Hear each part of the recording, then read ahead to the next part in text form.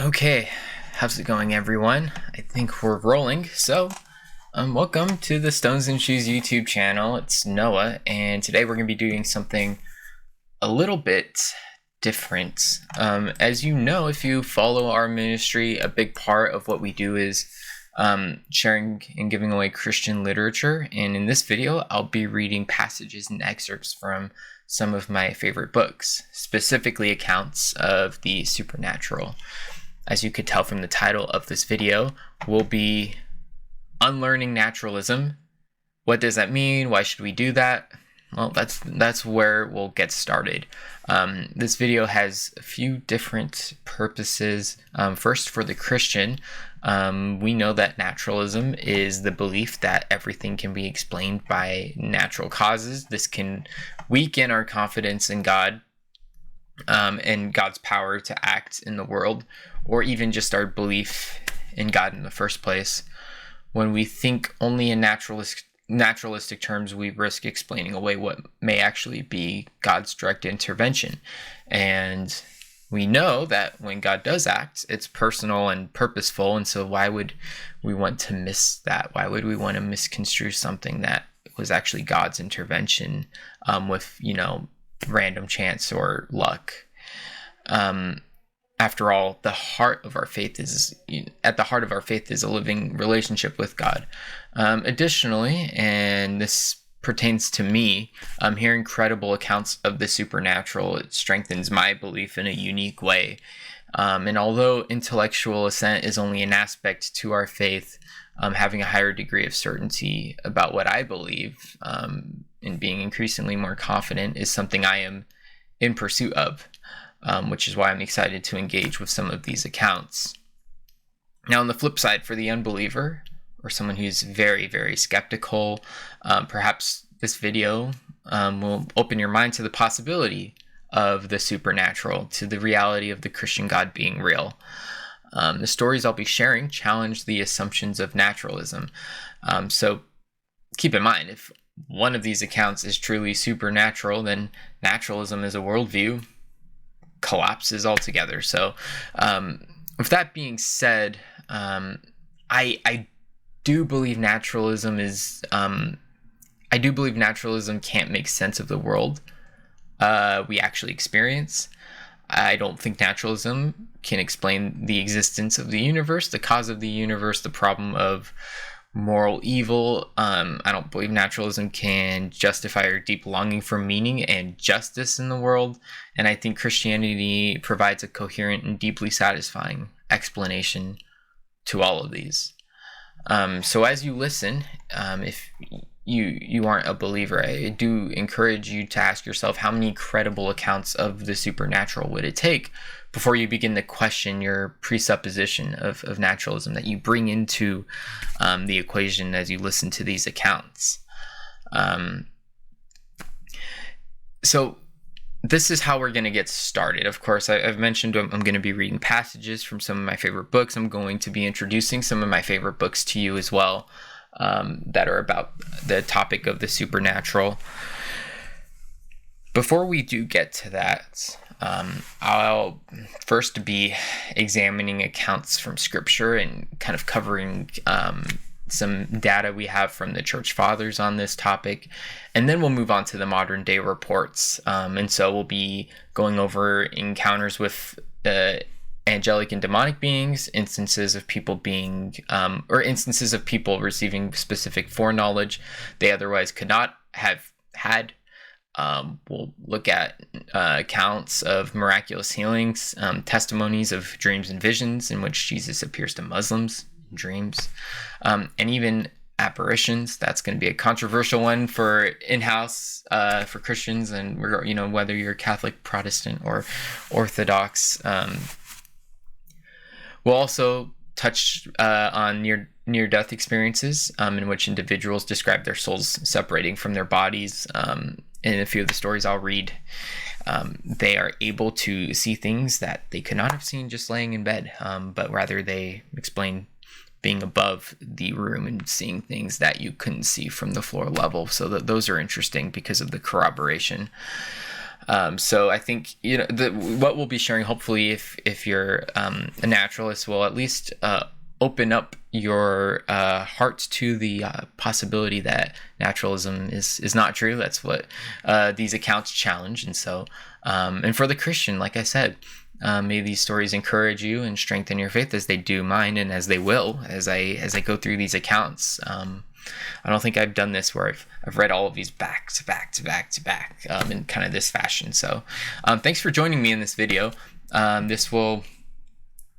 This video is not going to, I'm kind of treating it like a live stream. No cuts, no edits.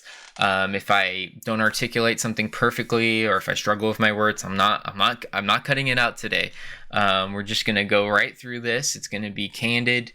And hopefully that goes well, because I don't think I've quite done that well yet in a video. I think I've had to add cuts somewhere with at least most of my videos. So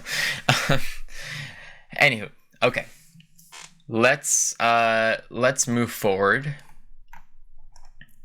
Now I do need to start us off by mentioning that the resurrection of Jesus is the historical bedrock of our faith as Christians. This is the miracle that the truth of our faith hinges upon and rests upon. And although this is not the topic of the video, I do want to start with discussing a little bit of the historical data for the resurrection, at least something that we can be mindful of as we continue on with these other accounts, which we'll get to. But first, we're going to start here with just going over the, like I said, the historical bedrock of our faith. And by doing that, we'll go over here to 1 Corinthians chapter 15, the epistle of Paul to the church in Corinth, where we read right here. I'm going to have it pulled up. For I delivered to you as of first importance what I also received. So what we can know here is that this is a creedal statement, something Paul received, right? That Christ died for our sins in accordance with the scriptures, and that he was buried, that he was raised on the third day in accordance with the scriptures, and that he appeared to Cephas, then to the 12. Then he appeared to more than 500 brothers at one time, most of whom are still alive, though some have fallen asleep. Then he appeared to James, then to all the apostles. Last of all, as to one untimely born, he appeared also to me. Of course, this last part in verse 8 is added by Paul, but prior to that, you can see this is the creedal statement that we have. And so this creedal statement, it dates back to within a few years of the events. This is what most New Testament scholars would say, regardless if they are professing Christians or atheist, agnostic. They would all agree this is very early.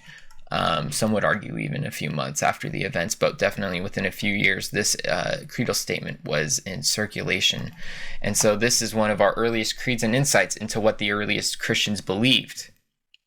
Therefore, with the highest degree of certainty, we know the following as historical fact: that Jesus was crucified and died, that very early followers believed they had seen him risen from the dead. We have specific names and groups listed as well, as you could tell here, like Peter and even James, who was not an early follower of Jesus during his ministry. So this means we even have here a key skeptic converting likely due to him believing he saw Jesus risen. And what we also see here is an attestation that the first Christians claimed Jesus appeared to groups after his death. This is fact. Of course, notice I'm not saying all scholars believe Jesus had been risen literally from the dead, because if that's the case, then all New Testament scholars would probably be Christian. But these are facts that the fact that the first Christians were making these claims and that very early followers really believed this, that is historical fact. And I think that's something that should be that's something that if you're not aware of that, maybe that this would encourage you to maybe look into this historical data a little more. And I also would say there's a strong historical case to make for the empty tomb, which it's in all four of the Gospels. Women were the first to discover the tomb in these accounts, which is not something you'd imagine to be made up because of how little, how women's testimony was not taken seriously. And there's no competing evidence that his body was found or that he was not actually buried or something like that. I think the historical case to make there is also very strong. And so what we see here, the bedrock of our faith, is all these historical data points where, I would argue that the best explanation for this data, and of course there's more data to consider. These are just a few points of these are just a few points. There's a lot more data out there that we could look at, but taking a step back here, what I'm telling you is you look at what we have here, and I think the best explanation for all this data is a resurrection. All naturalistic explanations for the events that had taken place, I would argue, at least have to be stretching somewhere. Whether you can take an isolated data point like Paul, he was hating, persecuting Christians, as we know, and then he becomes a zealous apostle for Christianity and gave his life for it all, as maybe a skeptic would argue, after grief-induced hallucination. That's a stretch, that this individual who thought he was doing the right thing in killing Christians and nodding after approval after witnessing a stoning of a Christian, right? That all of a sudden, due to a grief-induced hallucination, that he became a Christian, right? That's maybe a stretch, but the issue for a naturalistic explanation is you have a lot of historical data points like that you'd have to make an explanation for. So you'd have to make that kind of explanation when it comes to the tomb being empty. You'd have to propose maybe the body was stolen. And so as you kind of take a look at all these facts that you have to give a naturalistic account for, they do have to stretch. I mean, I would say that a lot of agnostics or atheists, they do appeal to mystery, or at least a lot of them do kind of appeal to mystery to some degree, because an actual step-by-step explanation to kind of check off all these all this data, at least for me, it doesn't quite satisfy. The explanations don't quite satisfy. So that's kind of in a way how the minimal facts argument works. Is they which was popularized by Gary Habermas and Mike Licona. Some Christians really appreciate the minimal facts argument. Some, I know, think there's definitely better ways to make the argument for the case for the resurrection. But what they do is they do gather all they do collect the historical data, and they say, okay, what's the best explanation for this? And the naturalistic accounts are difficult, and at least in some area you would have to argue are a stretch. The reason for that, though, is a committed naturalist, it absolutely could not be a resurrection, because resurrections don't happen, right? And so you do have to stretch the data, but from the naturalist point of view, that's still more likely than a resurrection, right? So that's a little bit of context there with that debate. This isn't, obviously, we're not getting into the weeds here. We're not going all in with this topic, but that's just something to keep in mind. Maybe if I'm introducing this for the first time, is that there really is a good case to be made for the resurrection. And so that's kind of where I want to start us off. While also, of course, I want to be as charitable and kind to those that are kind of clicking onto this video and maybe are gonna scrutinize this, right? I'm trying to be charitable, and so okay, something else to consider, right? When we look at the spread of Christianity, we're going to take a look now at 2 Corinthians chapter 12. A lot of context here that we could get into, but we're going to make this pretty simple. Paul says here that the signs of a true apostle were performed among you with the utmost patience, with signs and wonders and mighty works. Paul's claiming here to perform signs and wonders. And Maybe a little bit of context. Essentially, Paul's under scrutiny. He's being compared to these super apostles, and the Corinthian church is, gung ho for these super apostles, comparing them to Paul and whatnot. And Paul here prior in verse 11 says, "For I was not at all inferior to these super apostles, even though I am nothing." And then he says, "The signs of a true apostle were performed among you by me with the utmost patience, with signs and wonders and mighty works." So here's the thing. The spread of Christianity was reliant on signs and wonders. I mean, this is a reoccurring theme of the book of Acts, right? Regardless if you believed miracles happened, this is historically true. I'm not overstating this when I say that the early Christians and some outsiders really believed Christianity was accompanied by signs and wonders, and that these beliefs were used to support and spread the movement. It's hard in and of itself to explain these Gentile converts and how they turned from their pagan gods to worship a crucified Jewish man. That's pretty remarkable. And this is Paul appealing to the church in Corinth that they've seen the signs and wonders of an apostle worked out among them. How did Paul get away with this if he did not perform signs and wonders? How could Paul lie about this if he never performed signs and wonders, or at least, thought that he had done so? I mean, he's appealing to them. You saw, I performed the signs and wonders. And signs and wonders, what they are, it's not really an ambiguous thing. We know that included healings, exorcism, speaking in tongues, and other such miraculous things.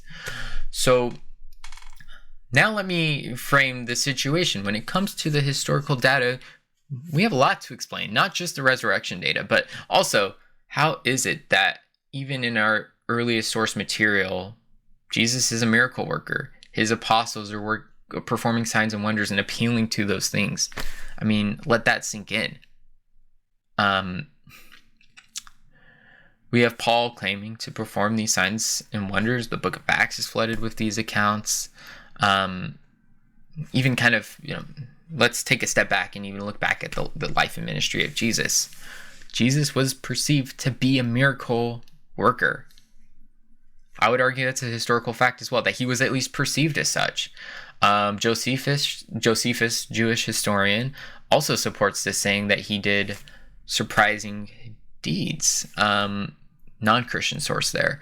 Now, although whether it's he meant to say surprising deeds or allude to some kind of miraculous sign, how it's worded is disputed, but we do know that Josephus did kind of allude to Jesus being someone who did signs. Even the earliest opponents of the faith, they don't necessarily deny that signs were done, and signs and wonders were done, but they just kind of reinterpret them as demonic. And so that's something to keep in mind, that Jesus was known in his lifetime and immediately after as a healer and exorcist, and that his early followers believed he performed these extraordinary deeds. That's a historical data point. So we have that to explain. We have this resurrection data explained. Now we have Paul here that is appealing to these signs and wonders to a church that knew him, that he visited in person, and he is saying, you remember when I was there, I performed these signs and wonders of a true apostle. We know what these signs and wonders consisted of. Were these people just stupid? Were they just dumb? I mean, were they just were they gullible? I mean, we have to be careful here. C.S. Lewis, he puts it this way. He I know some of us, maybe at some point, or maybe you do now, just have this idea that because you're ancient, because these people are ancient, they were dumb or gullible in some kind of way. I mean, they were just as human as you and I. Don't be, as C.S. Lewis puts it, a chronological snob. Chronological snobbery is what he calls it. Judging people and beliefs, judging past people and beliefs using modern standards or assumptions, basically. assuming ancient people were easily fooled, assuming miracle claims were automatically irrational, and ignoring that these people were educated, skeptical, and philosophically sophisticated. Some of our most philosophically sophisticated individuals are ancient thinkers, of course, right? Actually, in many instances, laying down a foundation that we still rest upon today in terms of the field of philosophy, right? So really, I would honestly tell you to maybe check that bias. These are human beings, and these are real claims, and this is real historical data. So we'll take that a step further. It's not like after Jesus and the apostles, all of a sudden we don't see historical data like this. No. Now we move to the early church, making also these claims, even centuries after. I'm going to go through some sentences here in some of the writings of our church fathers. So I'm gonna read through these. Justin Martyr in Second Apology, written in around 180, 150 to 160. He's defending Christianity before Roman authorities, arguing it's not superstition but spiritually powerful. And he says, many of our Christian men exercising them in the name of Jesus Christ have healed and do heal, rendering helpless and driving the possessing devils out of men. So he's using healing and exorcisms as evidence of Christian power when comparing Christianity to pagan religion. Irenaeus, in his famous work against heresies, he writes, those who are truly his disciples in his name perform miracles, and some certainly and truly drive out demons. So miracles and exorcisms, they functioned as a mark of the true church. Tertullian, he writes, at the command of any Christian whatsoever, that spirit will confess that he is a demon. He presents exorcism as a public demonstration of Christianity's superiority over pagan gods and spirits. Origen, writing actually around 8250, and against Celsus, writes, the name of Jesus has expelled demons from souls and bodies, and this we see to be effective even to this day. He also writes, there are still preserved among Christians traces of that Holy Spirit that expel evil spirits and perform many cures. He claims exorcisms were still occurring even in his own time. So once again, there we have centuries of claims like this in the early church. We have all this historical evidence back to the time of Jesus and his apostles. But what about now, right? Maybe you're thinking, okay, still we're looking 1700 years later since this last source you quoted. What about now? Do we have modern attestation that stuff like this is still happening? Yes, we do. So with all this in mind, we're going to take a look at some modern day supernatural claims. How does that sound? We're about 24 minutes into this. Now we're getting to the modern day accounts. I just liked to kind of go over some of this information from early Christianity to just provide some context here. Okay. So I'm going to introduce some text to you, and we're going to go through some different topics and some different types of encounters with the supernatural. Okay. So here we go. We are going to start with angelic and demonic beings. Now, we could do a separate video in of itself going over the importance of angelic and demonic beings, who they are.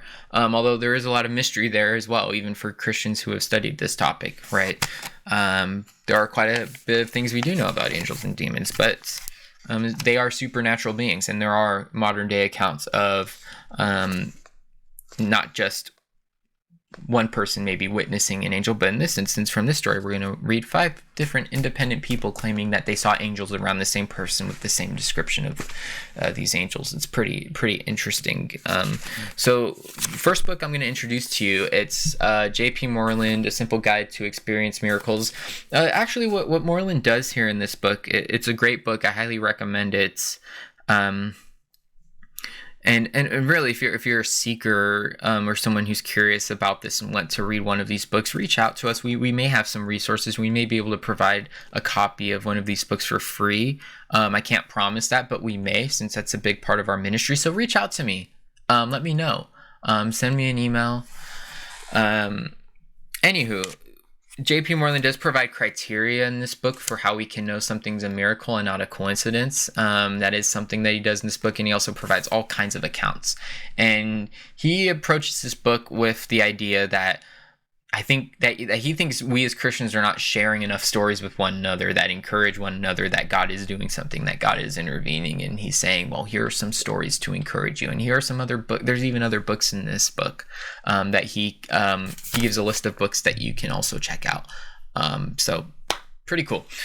Anywho, angels. He also goes over the theology of who angels are and what they do as messengers of God, and demons as well.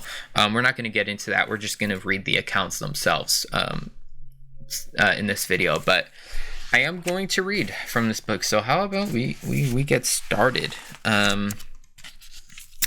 Okay.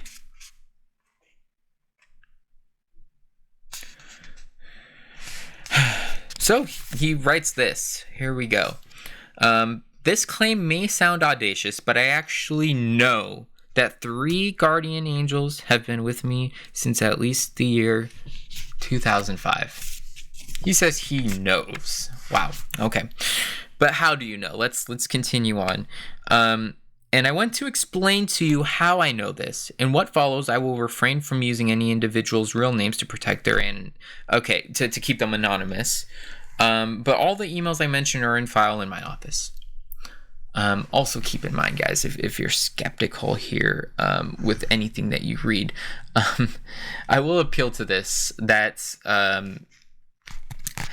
these are trustworthy sources. J.P. Moreland also, he's a very reputable scholar and theologian, and it is not in a Christian's best interest to lie about anything. That is actually something that we ought to avoid at all costs as Christians, is lie and make stuff up. So just something to keep in mind there. But okay, let's get started with this account.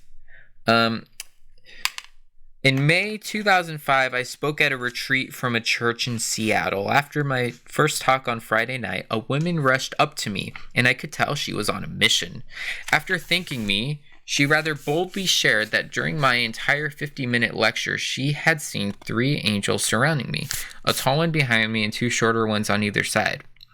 And then he writes this. Well, to be honest, I thought she was either crazy or simply seeking attention, so I thanked her but completely dismissed what she said.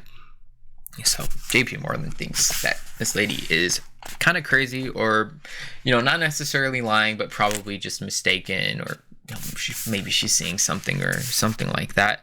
And J.P. does kind of go on to say that he asked the pastor and individuals in the church about this lady who came up to him, and they were all like, oh, she's one of our, most mature believers and disciple makers in the church. She's great. She's not crazy, right?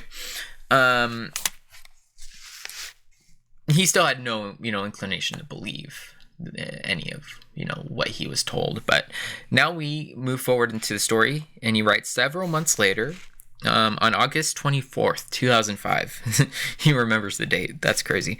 Biola's fall semester began. Later that next week, I started experiencing some personal difficulties that I believed had a spiritual cause.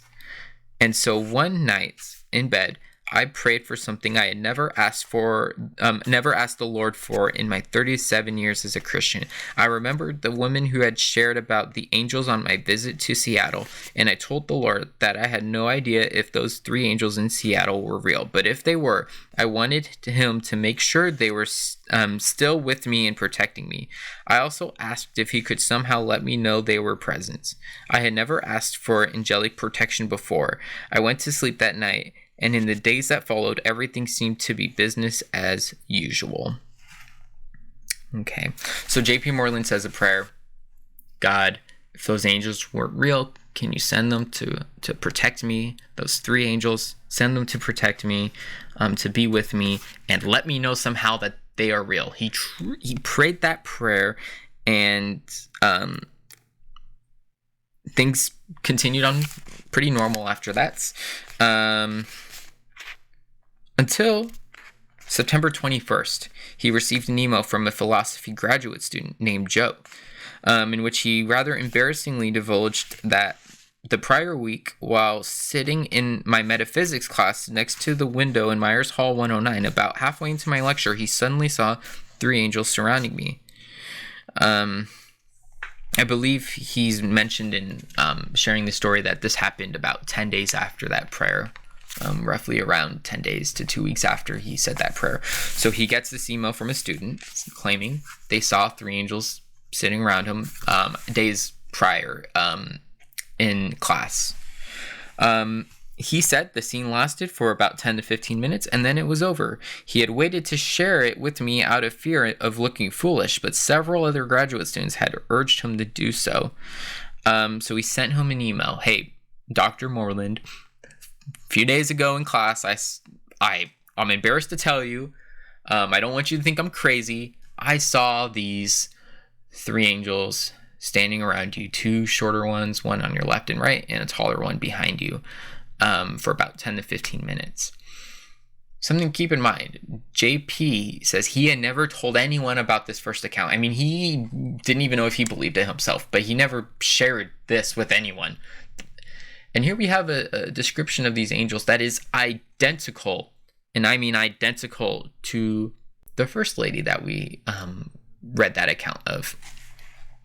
So the next day after sending that email, which JP of course has on file, Joe came to my office at my request. He told me that he was certain that the 3 angels had been there in the room and not just in his head. He shared how at first he had thought he was just seeing things, so he had started rubbing his eyes vigorously, but they remained there. He described them as wearing white robes, but he couldn't see their faces, and he also brought me a drawing of the scene he had made. A taller angel was behind him, and 2 shorter ones on either side. Here's something very interesting. So a few years later, Moreland was sharing about this incident while lecturing in Georgia, and one person in the audience had been a graduate student in that same class and remembers that same day. And basically what he did, and I'll kind of summarize it, is he told JP, hey, I was there that day. I was in that class, and I knew this guy. They were family friends, I believe. And he says there was a day early in the semester where I remember he was rubbing his eyes like as if there were some kind of like acid in his eyes or something like that. And I was just about to take him to the men's room to help him wash his eyes out, but then it stopped. So that corroborates that this really was something that he believed he saw, and it went hand in hand with what this other person saw. And it just so happened that this took place 10 days roughly after JP said a prayer asking for these angels to be sent and to let him know that they are there. I mean, that's incredible. And what we see here in this story are 3 other instances where individuals approach JP. That's 5 in total. I mean, this would pass in a court of law, as he says.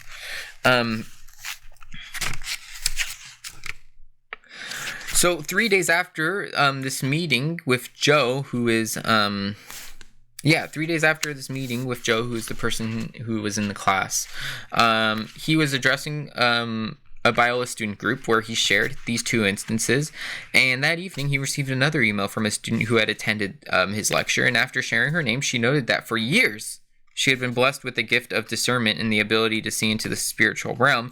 And she says that I had seen your 3 angels even before you mentioned it. And so when you did, I was shocked that you knew they were there. I never saw that, JP says, I never saw that student again, but she had no reason to fabricate the story and risk the embarrassment of being exposed. And then he goes on to say there's more. Around 10 years later, I received an email from a lawyer, and basically 3 years earlier, he had called me, and this is JP speaking, he had called me out of the blue. I had never met him or had even heard of him. He shared with me that he's been suffering with anxiety and asked if he could meet in his office. And so they had a meaningful time together, and before he left, JP says, I asked him to get down on his knees, and I laid hands on him and prayed over him for healing. After our time of prayer, he left, and I never heard from him again until the email he sent me 3 years later. In the email, he said there was something he wanted to share with me ever since our meeting, but he had been afraid to do so until now. He wrote that when he got down on his knees so I could pray for him, he sensed presences entering the office, opening his eyes. And this is made rather emphatic in his email. He observed 3 angels surrounding me, one who was taller than the other 2. In response to my reply to his email, he affirmed that he was absolutely certain he had seen these 3 angels in the room, and that he had absolutely no knowledge of any of my prior experiences that I've shared so far, as JP says. And that this was actually like a life-changing experience for him. And then there's still another event that he writes about where basically JP was speaking at a conference, and after the conference there's a Q&A session with like a book table, and JP's got a few individuals with him that he knows, and so they could also, they also witnessed this interaction he mentions. But this woman comes up to the book table, and she introduces herself. She talks about, how she was a Jewish atheist all her life, and then she gave her life to Jesus, and she expressed gratitude to JP for all that he's done, since, he's written a lot of books that have made positive impacts. And then she says this, and JP says he's paraphrasing a bit from memory. She says, Dr. Moreland, I want to tell you that during your lecture this morning, I saw angels on this stage with you. When she said this, I interrupted her, and he asked the 3 other people around him to listen to this interaction. And so back to what JP said. He said this. I asked her to tell me more and whether she had any idea how many angels were there. She said there were 3 angels. I asked her if she knew where they were located in relation to me, and she replied with confidence in her voice that they were standing around me. I then asked her if she had noticed anything about their size. She responded that a tall angel was standing behind me and 2 shorter ones on either side. And then JP asked her later, have you ever come into contact with any information about me or heard of any previous experience I've had with angels? She seemed genuinely puzzled by the question, but said no. It was evident to all of us she had no idea why he was asking that.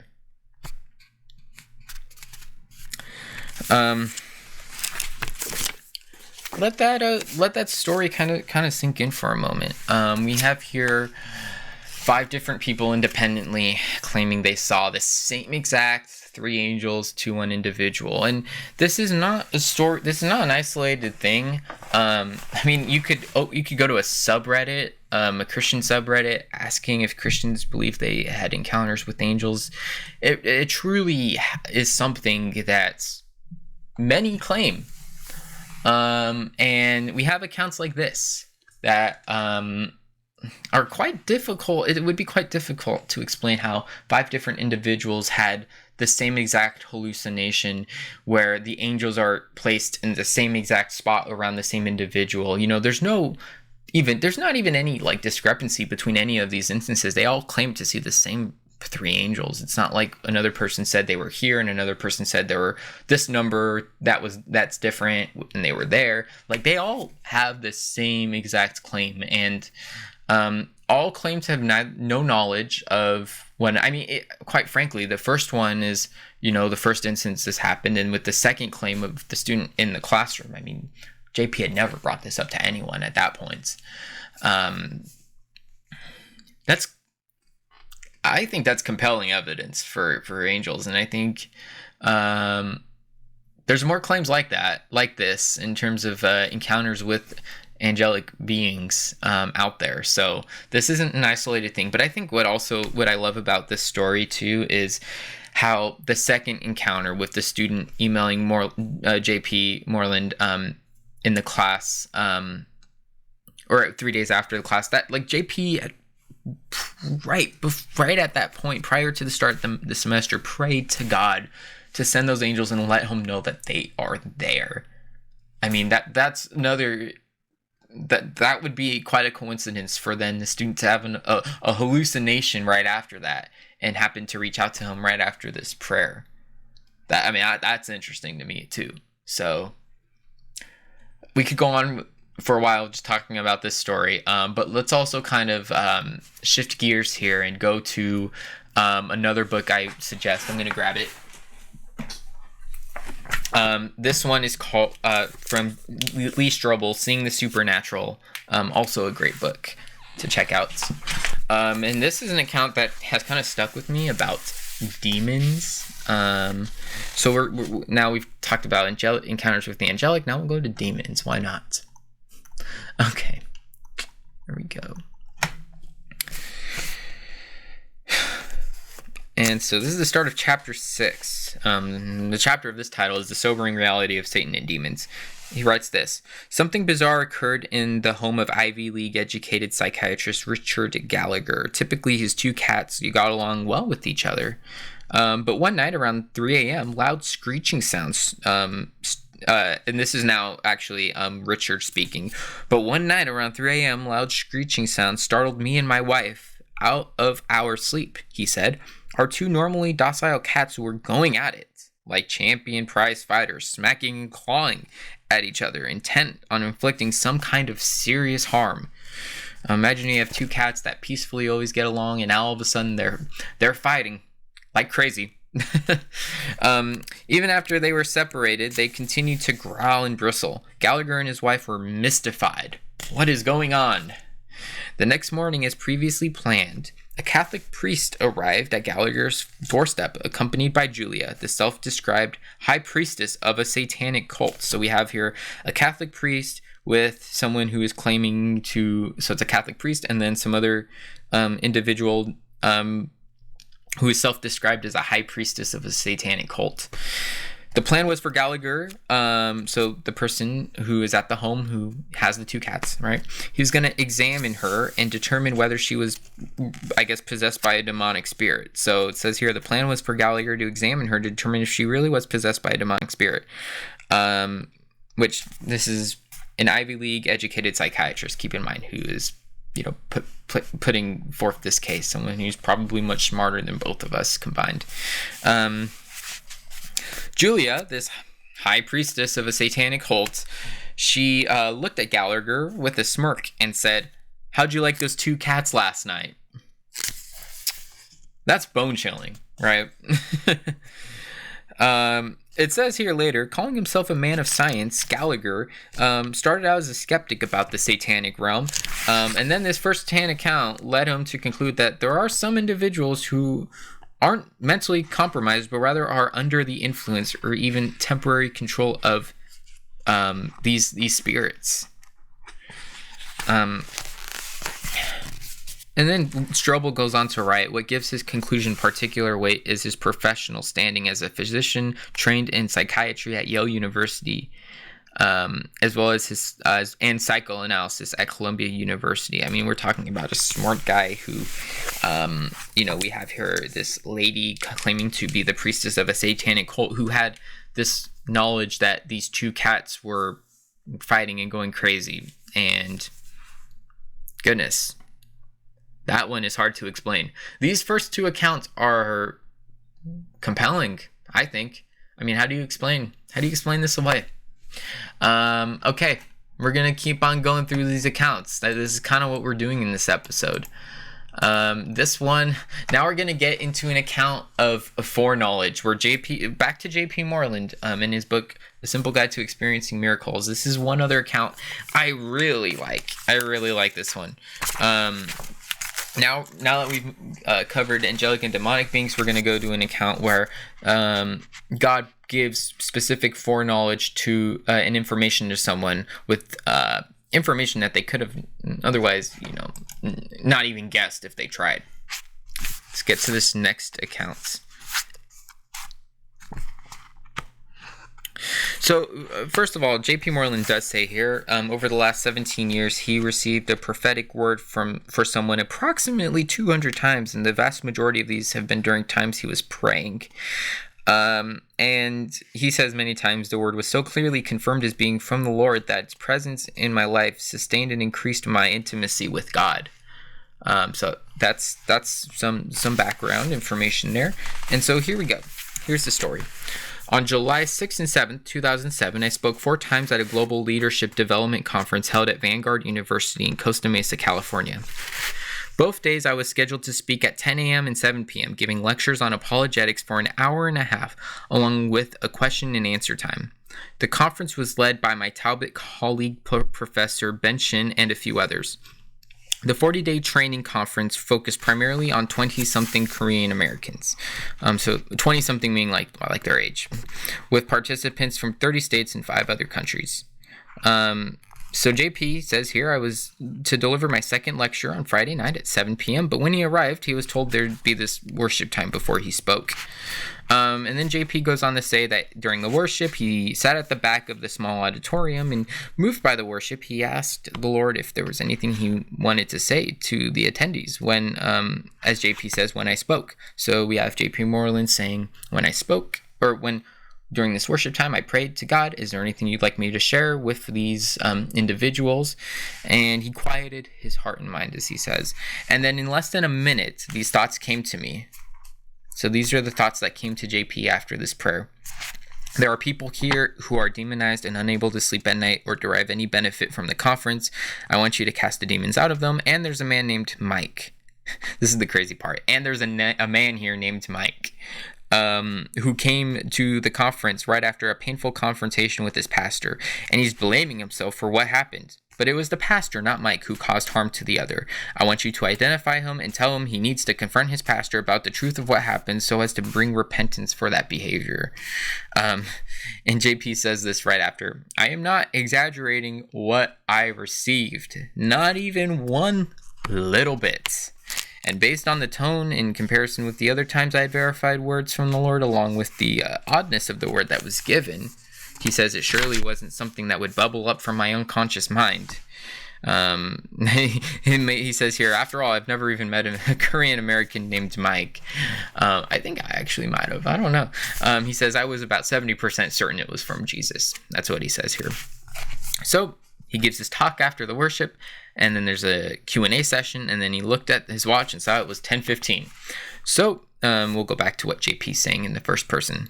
So I said, before I leave, I believe the Lord has given me something to share with you, so please close your eyes and open yourself up to God. I went on to express what I had received earlier from the Lord. When I finished, I divided the crowd into groups of 4 or 5 people, had them close their eyes again, and prayed a deliverance prayer over the group, commanding any demon present to leave. When we had finished, I drove home and slept soundly. Okay, so what he did there is he gave the word about someone there being named Mike. And hey, Mike, there's, I want you to know that I'm aware you're blaming yourself for something that happened, but it was after a painful confrontation with your pastor. But I want you to know, you're blaming yourself for what happened, but it was the pastor, not you, who caused harm to the other. So JP identified this person with a specific name in a specific situation. Something happened between you and your pastor, and I want you to confront your pastor because it was him that caused you harm, not the other way around, as this individual, Mike, was blaming himself for what had happened. And then, of course, there's this other piece about there being people demonized and unable to sleep, and him praying a deliverance prayer for that. The next morning, JP says, I was to speak at 10 a.m., but I arrived at the parking lot around 9:15. The conference leader and 3 students were waiting for me, and the leader approached my car as I was getting out. I thought to myself, oh no. He was offended by what I did last night, and I'm not sure what's about to happen. But I was dead wrong, as JP says. The leader asked, do you know what happened last night? When I told him I did not, he said, after you left, the Holy Spirit's presence filled the room and students stayed in their groups until 2 a.m., crying out to the Lord, confessing sin, asking for help, and so on. It was incredible. And by the way, 3 students are waiting to speak with you. The first one is Timothy. No, Mike. Right? Just kidding. Mike. The first one is Mike. And JP, he says here, I honestly replied, are you kidding me? Is there really someone named Mike at this conference? I've never heard of a Korean American named Mike. It's so funny how he includes this. The leader replied, no joke. There is one person here named Mike, and he needs to talk. After introducing himself to me in the parking lot, Mike said, you have no idea the importance of what you said last night. How did you know all that? I said, this is JP speaking, well, I was only 70% certain it was from the Lord, and I just took a risk and gave what I believed he gave me to say. Mike went on, just before coming to the conference from my home on the East Coast, my girlfriend and I had an appointment with our senior pastor who was rude and harsh towards us. Ever since that time, I've blamed myself for what happened since our pastor is a well-known Christian leader. I was unwilling to acknowledge to myself what I knew deep down, that it was really our pastor who needed to ask us for forgiveness. It has been eating me up all summer. After I expressed my sadness at what happened to them, Mike said, there's one thing I need to tell you. Part of this 40-day program is you get a chance to hear outside speakers like you. Next week, guess who's going to be the outside speaker? My pastor. The timing of what you said could not have been better. Now I know I need to admonish him next week for what he did, and I have a week to pray about it. Thank you for letting God use you. And then after Mike walked away, 2 young women approached JP, and they had not known each other, but they were saying that they had been experiencing a kind of darkness and sleeplessness ever since they had come to the conference, and that after JP said the deliverance prayer, that sense of darkness was replaced with a warm presence, and that they had slept soundly for the first time since they arrived. Man. So, explain to me how, JP's got some awesome stories. First with the angels and these 5 individuals, and second with him knowing that there's specifically someone named Mike who was in this particular kind of situation, and that not only was it particulated precisely, but even what are the odds? I mean, he could have gotten the situation right and the name wrong, or vice versa, the name right. Maybe there was someone there named Mike, but the story was a little off what he shared. No, this was a very specific. This is such a random thought to make up and then be exactly right about. I mean, what are the odds mathematically? I mean, someone do the math on this one. The odds astronomically low. This challenges the assumption of naturalism, like the rest of these stories. So that's an example of someone with specific foreknowledge. Now this next story I'm going to read is this one's pretty interesting, actually. This one's pretty interesting, and the reason I say that is it does have like a component of it is specific foreknowledge, but then a healing. So this will kind of transition us into kind of healing, I guess, if you will, miraculous healing. And this book is In Search of a Confident Faith. Also, it's by J.P. Moreland and another individual, Klaus Isler, I believe that's the name. In this book, I recommend it as well. It talks, it gets into the theology of faith and what faith really is, and it addresses misconceptions of faith. But it also has some stories there to encourage one's faith. So here's one of the stories. So I'm going to continue reading here. JP says, we have both seen this is both offers. We have both seen and heard eyewitness testimonies to miraculous healings, too numerous to mention. Now, from here, and this is the story we're going to be reading, It says, not long ago, one of my graduate students came to see me during my office hours at the university. His name was Nathan, and he is an extremely bright young man. As he recalled what God had done for him, tears came to his eyes, and I listened in amazement. My eyes filled with tears as well. Nathan told me when he was 13 years old, he was diagnosed with basically acid reflux disease. It's pronounced gastroesophageal reflux disease. So essentially, he was diagnosed with this at age 13, in which the valve between his esophagus and stomach did not work properly. He would wake up every night gasping for breath and choking, and he could not breathe because of the stomach acid that had gathered in his chest and the severe pain that resulted. Consequently, Nathan developed insomnia. He had to sleep sitting up every night and did not sleep through the night one single time for 9 years. Man, that's rough.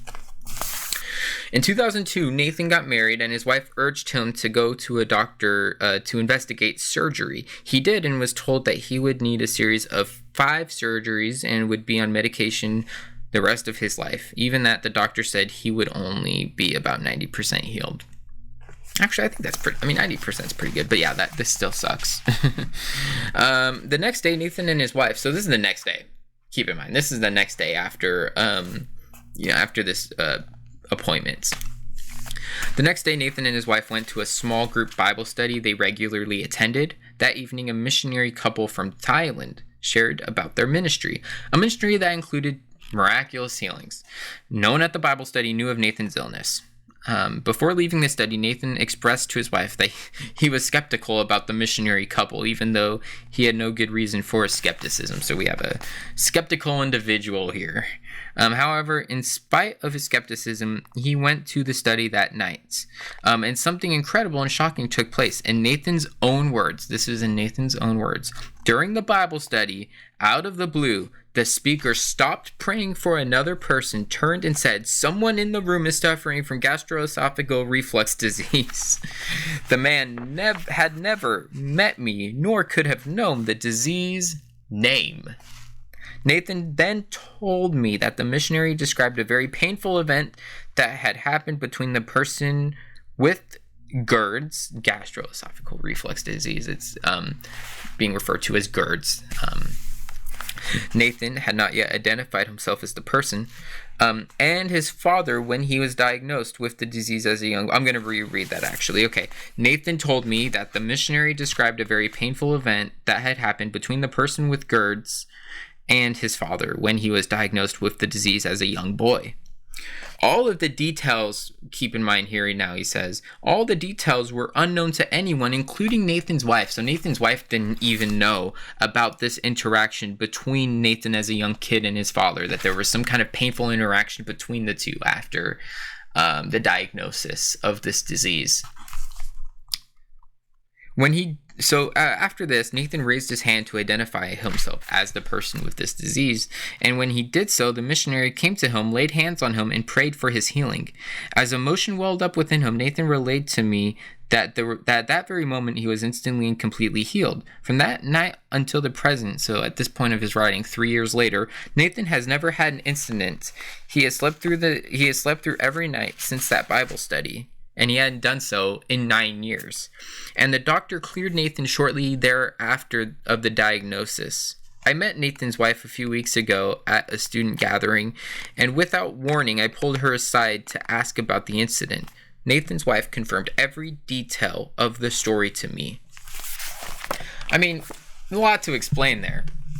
This missionary who's claiming to perform miraculous healings legitimately knows the name of a specific and quite niche disease that someone there has. What are the odds that one of these individuals in a small Bible group do have gastroesophageal reflux disease? Not just that, but when you make a claim that you're performing supernatural signs or healings, you're probably better off not guessing or trying to be wrong. They were precise, and then after this, they also go on to explain an incident that not Nathan's wife knew about. But then Nathan's actually healed. He actually no longer he sleeps peacefully, and he hadn't done that in 9 years, and he's healed after the next doctor's visit. Wow, that I love this story. And this is an area where you could have with acid reflux, foods coming up. There are definitely the symptoms are very obvious. Definitely, that's an area that's something that it's not going to be misdiagnosed. The symptoms are challenging for that. So I love that story. So we have these accounts of angelic and demonic beings. We have specific instances where individuals have foreknowledge, and in this instance, even a healing. Let's take a look at one more healing that's not very probable. Let's do that. This book is going to be it's on my Kindle Fire. But if you have explored the world of miracles, you may have likely at some point heard of Craig Keener. Actually, in another episode, we're going to explore his 2-volume series about the credibility of the New Testament accounts of miracles. It's a 2-parter, but these 2 parts, honestly, you have to buy it secondhand, I think, for the most part. I mean, this is some very good academic work. I have not read much of it yet, but he has a shorter, more accessible book called Miracles Today with all kinds of accounts, and we're going to be looking at one that I thought was pretty wild. So we're going to get to the next account here. Okay, so here it is. I can't show you what the book cover looks like because it's a Kindle, but let's read this next one. This is a miraculous healing that is going to, if you haven't heard this story, it's going to knock your socks off, I think. Okay. A frequent objection of skeptics is that if miracles really take place, we should have reports of amputated limbs growing back. This raises the bar of evidence fairly high, since even the Bible does not report any regrown limbs. There are accounts of regrown limbs today, but for whatever reason, they're not very frequent. Perhaps in some cases, God simply prevents some limbs from being destroyed to begin with. Even where I have encountered reports of limb growth, I rarely have access to confirming records or direct connections with witnesses. Meanwhile, as noted later in this chapter, other visible miracles, such as instant disappearance of goiters, lumps, cataracts, and the like, are widely reported. We do, however, have some examples of something amputated growing back miraculously. Intercultural worker Jim Yost shared an account of an abused woman in Asia whose arms was nearly severed. All the arteries were cut, but the hospital postponed amputation until the next day to allow the woman time to stabilize because of blood loss.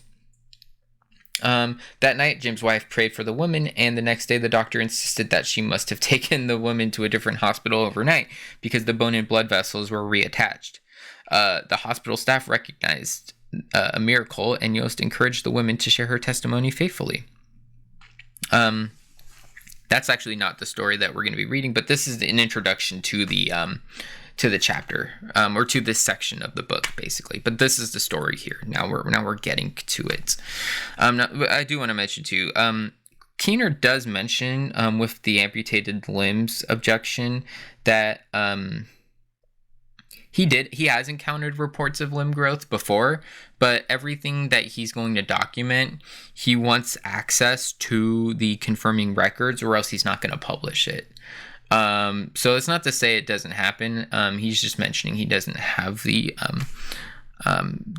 direct connections with witnesses and confirming records. So yeah, it's not necessarily that there aren't accounts of this happening, but he does say that there are definitely other visible miracles that appear to happen more. And that's actually what we see in the scriptures as well. There's not many accounts, and I don't think, I don't believe there are biblical accounts even of limbs regrowing. But anywho, here's the story, and this is one that this is a miraculous healing where spontaneous remission or anything like that can't even be considered, because this is just this is a miracle. Okay. In one medically documented case, what grew back was an organ far more complex than an arm or a leg. So this is actually a more complex issue than just a limb or an arm or something like that. And we have medical documentation for this one.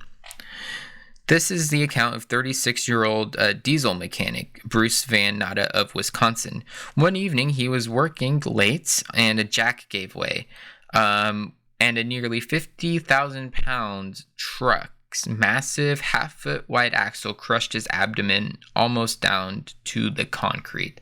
A jack, if you don't know, it's what holds the car up or the vehicle up, and if it gives way, that vehicle is going to crush you. And here we have nearly 50,000 pounds of a truck, a 50,000-pound truck, and its massive axle crushing this individual's abdomen, almost down to the concrete. It gets if you get triggered, please don't listen to this. I do myself, but for some reason when I read, it doesn't as much. So you might want to skip the next 30 seconds or something like that. But it says this: blood shot up into his throat. Oh gosh. Oh man, blood shot up into his throat, and soon he says he saw angels holding his body together. The first responders believed that he was dead for about 40 minutes from his severed arteries, and that he should have bled to death in 10 minutes. His survival in any condition was medically unexpected. If you skip that part, by the way, and you're kind of landing here on this portion, basically bad things happened. The truck crushed him. He shouldn't be alive, but he was. And so we also know subsequent medical studies drawing on cases from trauma centers around the world showed that he is the only person ever known to have survived such injuries. The only person. And he reports he saw angels. He reports he saw angels, kind of holding his body together.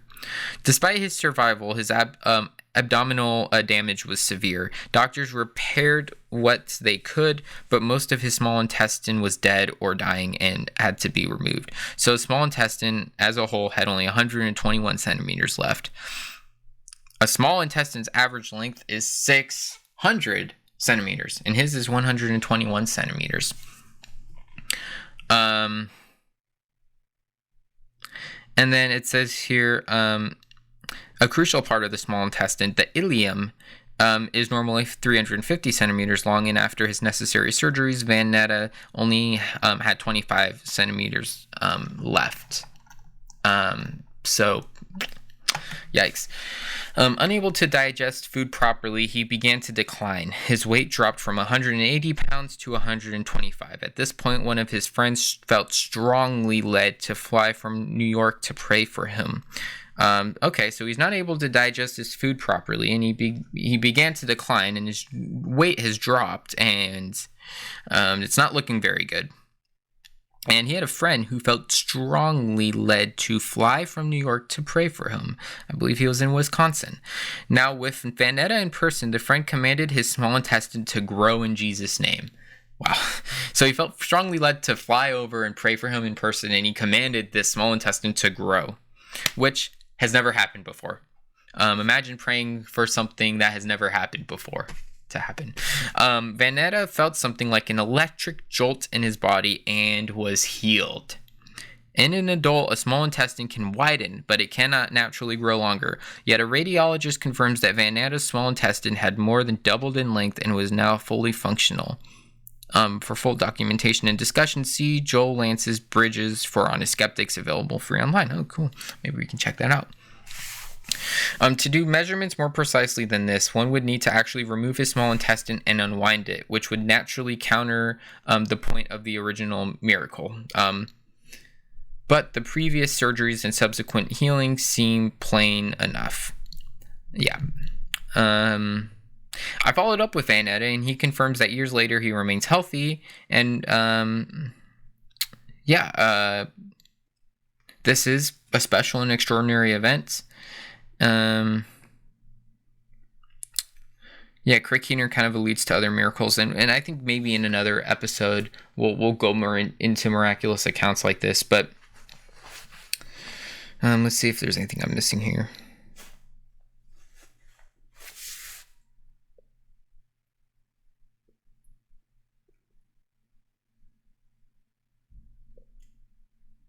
Yeah, I mean, the medical documentation's here, and it says a radiologist confirmed that the small intestine had more than doubled in length and was now fully functional.